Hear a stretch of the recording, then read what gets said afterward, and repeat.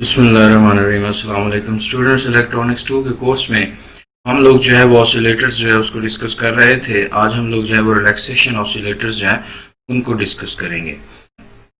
Relaxation oscillators जो हैं वो हमारे पास बेसिकली ऑसिलेटर्स की सेकंड मेजर जो है वो कैटेगरी है, और इसमें एक्चुअली होता क्या है कि आरसी सर्किट, टाइमिंग सर्किट्स जो है वो इस्तेमाल किए जाते हैं किसी और डिवाइस के साथ जो बेसिकली अपनी स्टेट्स जो है वो चेंज करने की कैपेबिलिटी रखती हो, ताकि हम जो है वो पीरियोडिक वेवफॉर्म जो है उसको प्रोड्यूस कर सकें। तो यहाँ पे हम देखेंगे कि ऐसे सर्किट जो है वो ज्यादातर जो है वो हमारे पास नॉन साइनोसाइडल वेवफॉर्म्स जो हैं वो प्रोड्यूस करने के काम आते हैं। जैसा कि यहाँ पे हमने लिखा कि ट्रायंगुलर वेव ऑसिलेटर जो है, तो यहाँ अगर हम इस सर्किट को देखें तो ये हमारे पास ऑपरेशनल इंटीग्रेटेड सर्किट ओपन से, ये कैपेसिटर फीडबैक में लगा हुआ है। तो यहाँ पे हमने जस्ट समझने के लिए एक स्विच, टू वे स्विच लिया है कि अगर हम इसको स्विच को नेगेटिव वोल्टेज के साथ कनेक्ट करेंगे तो यहाँ पे हमारे पास जो है वो पॉजिटिव रैंप गोइंग जो है हमारे पास सिग्नल मिलेगा आउटपुट के ऊपर। और अगर यही जो है वो पोजीशन 2 के साथ कनेक्टेड होगा, तो जब ये पॉजिटिव वोल्टेज के साथ कनेक्टेड होगा तो ये कैपेसिटर जो है वो हमारे पास जो है वो इंटीग्रेट करेगा, क्योंकि ये डीसी वैल्यू है, डीसी वैल्यू को इंटीग्रेट करेगा तो ये रैंप फंक्शन देगा, और ये डाउनवर्ड जो है वो गोइंग रैंप फंक्शन होगा विद द नेगेटिव स्लोप। तो ये कॉन्टिन्यूटी जो है, अगर इसी को अगर हम पीरियोडिकली इस तरह से जो है इसकी स्विचिंग करते रहें तो ये हमें इस तरह से ट्रायंगुलर वेव जो है वो जनरेट करके आउटपुट पे देगा। तो ये बेसिकली हमने समझने के लिए सर्किट को लिया है। प्रैक्टिकली यहाँ पे इसको पीरियोडिकली जो है वो चेंजेस देने के लिए प्रैक्टिकली जो सर्किट है वो हमारे पास ये वाला सर्किट है। इसमें अब हमने जो है वो एक कंपैरेटर सर्किट लिया है, जिसमें हमने आउटपुट जो है उसको अगेन जो है वो कंपैरेटर का हिस्सा बनाया है, और इसके नेगेटिव टर्मिनल जो है उसको हमने ग्राउंडेड कर दिया है। अब इसका ये है कि जब हमारे पास इसकी वैल्यू जो है वो सैचुरेट करेगी नेगेटिव वैल्यू को, तो यहाँ पे जो है नेगेटिव जो हमारे पास वैल्यू आएगी वो इस फंक्शन के अंदर इस इंटीग्रेटेड सर्किट जो है उसको मिलेगा। इंटीग्रेटेड सर्किट क्या करेगा, उससे कैपेसिटर जो है वो चार्जिंग जो है वो फिनोमिना को लेके यहाँ पे हमें पॉजिटिव गोइंग रैंप फंक्शन देगा, और जब कंपैरेटर जो है वो हमें पॉजिटिव सिग्नल तक जो है वो अपने आप को मैक्सिमम लेवल देगा, पॉजिटिव मैक्सिमम लेवल देगा रैंप फंक्शन।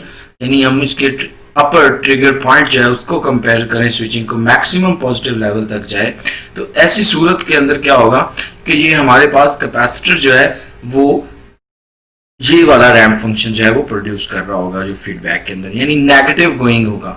तो इस तसलसल से हमारे पास प्रैक्टिकली अगर हमने ट्रायंगुलर वेव फॉर्म लेनी हो तो इस इंटीग्रेटेड सर्किट को हम एक कंपैरेटर जो है वो एज अ इनपुट परफॉर्म करेंगे।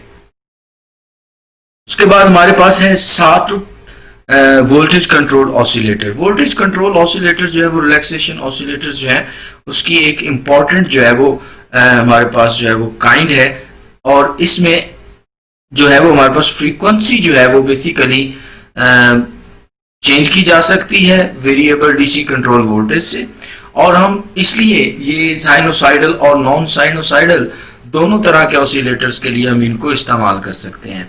जबकि हमारे पास एक तो ये सिचुएशन है कि हम सॉटूथ जो है वो हमारे पास नॉन साइनोसाइडल फंक्शन है, sorry non sinusoidal wave form है, तो उसके लिए हम जो है वो उसको वोल्टेज कंट्रोल जो है ऑपरेशनल एम्पलीफायर से अगर हम ले तो यहाँ पे भी हम इंटीग्रेटेड सर्किट लेंगे।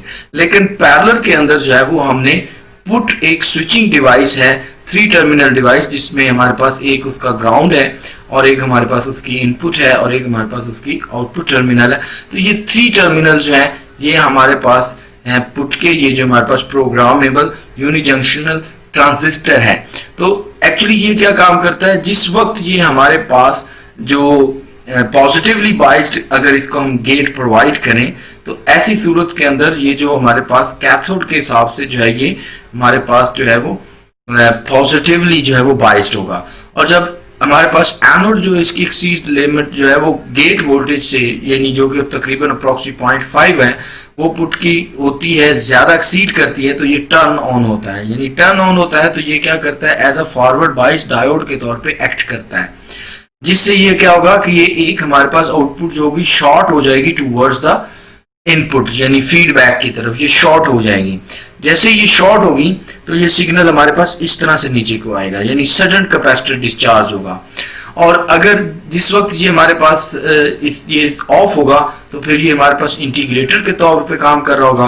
तो जब इसको नेगेटिव ये सिग्नल मिल रहा है तो फिर ये पॉजिटिवली गोइंग रैंप फंक्शन के तौर पे काम कर रहा होगा। तो इस वे कि एक साथ उसके अंदर हमने देखा कि ये हमारे पास पॉजिटिव गोइंग है और फिर उसके बाद नेगेटिव गोइंग आता है। लेकिन यहाँ पे क्या है, यहाँ पे ये नेगेटिव गोइंग की बजाय हम इसको जो है वो सडन जो है वो कैपेसिटर जो है उसको डिस्चार्ज करते हैं टूवर्ड्स द जीरो लेवल। उसके लिए जो है ये हम एडिशनली एक जो है वो हमने पुश जो है वो डिवाइस इसके साथ स्विचिंग डिवाइस कनेक्ट किए हैं। जिस वक्त ये फॉरवर्ड बाइस होती हैं तो ये हमारे पास जो है डायरेक्टली कनेक्ट करती है और इससे हमारे पास जो कैपेसिटर है वो शॉर्टली जो है वो डिस्चार्ज हो जाता है इसके अंदर। तो ये बेसिकली यहाँ पे भी जो रैपिड डिस्चार्ज चेंज है बस रैंप फंक्शन जो है वो सडनली जो है वो हमारे पास जो है वो पुट करता है जीरो डाउनवर्ड। इसलिए हम कहते हैं कि ये इसका जो स्ट्रक्चर है आउटपुट का वो शॉर्ट टूथ जो है उसके जैसा होता है। नेक्स्ट हमारे पास रिलैक्सेशन ऑसिलेटर की जो यहाँ पे सर्किट है वो बेसिकली है square wave oscillator. Square wave oscillator जो बेसिकली डिपेंड करता है चार्जिंग और डिस्चार्जिंग ऑफ द कैपेसिटर के ऊपर। अगर हम इस ऑपरेशनल एम्पलीफायर के सर्किट को देखें तो इसमें हमारे पास दो तरह के फीडबैक है। एक हमारे पास जो है वो नेगेटिवली जो है वो कैपेसिटर जो है उसके जरिए से हमने जो है वो वोल्टेज को शेयर किया हुआ है, और दूसरा जो है वो पॉजिटिवली जो है वो हमारे पास इस वोल्टेज डिवाइडर से भी हमारे पास जो है वो कैपेसिटर ऑपरेशनल एम्पलीफायर की पॉजिटिव टर्मिनल जो है वो कनेक्टेड है।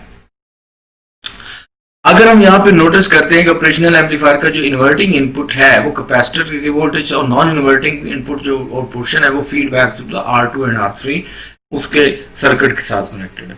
और जब हम कहते हैं कि ये सर्किट जैसे ही ऑन होता है, टर्न ऑन होता है, वर्किंग करता है, तो कैपेसिटर जो है वो अनचार्ज होता है इनिशियली और इन्वर्टिंग इनपुट जो है वो एट जीरो लेवल है। इसका मतलब ये है कि जो आउटपुट है वो इसके मैक्सिमम पॉजिटिव के ऊपर होगा, क्योंकि इसका नेगेटिव वैल्यू जो है वो जीरो है, तो ये मैक्सिमम पॉजिटिव वैल्यू के ऊपर होगा। और उससे क्या होगा, कैपेसिटर जो है वो चार्ज होना शुरू हो जाएगा आउटपुट से थ्रू R1। और जब कैपेसिटर की इनपुट जो है वो ऑपरेशनल एम्पलीफायर की जो है इनपुट जो है वो वैल्यू जो है वोल्टेज की वो VC तक रीच करती है, तो वो इक्वल हो जाती है इसके फीडबैक वोल्टेज के। तो जितनी VC है उतनी फीडबैक वोल्टेज है।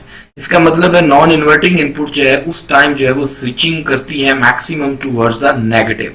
फिर नेगेटिव पे होने की वजह से कैपेसिटर जो है वो डिस्चार्ज होता है, और वो डिस्चार्ज होता है मैक्सिमम VF से मिनिमम -VF तक। तो इस तरह कैपेसिटर जो है वो वोल्टेज जो है उसको रीच करता है -VF तक, और फिर कैपेसिटर जो है इसी तरह ऑपरेशनल एम्पलीफायर जो है वो स्विच बैक करता है टू पॉजिटिव स्टेट, और ये एक्शन कंटिन्यू होता है, जिसकी वजह से जो है वो हमारे पास जो है वो स्केयर वेव जो है वो आउटपुट के ऊपर हमें मिल रही होती है। यानी ये नेगेटिव मिनिमम है और ये पॉजिटिव मैक्सिमम वैल्यू है। तो ये जब कैपेसिटर चार्ज हो रहा है तो हमें ये एक कांस्टेंट वोल्टेज मिल रही है। जब कैपेसिटर डिस्चार्ज हो रहा है तो ये फिर हमें डाउनवर्ड जो है वो नेगेटिव मैक्सिमम वैल्यू मिल रही है। तो ये हमारे पास कंटिन्यूटी रहती है। तो ये स्केयर वेव ऑसिलेटर जो है उसकी एक ट्रेन जो है वो यहाँ पे हम देख रहे हैं। ठीक है, तो ये सिंपल सर्किट्स हैं, इनकी कॉम्प्लेक्सिटी नहीं है। अगर आपको फिर भी कोई कंफ्यूजन हो तो आप मेरे साथ जो है वो शेयर कर सकते हैं। Thank you very much. खुदा हाफिज।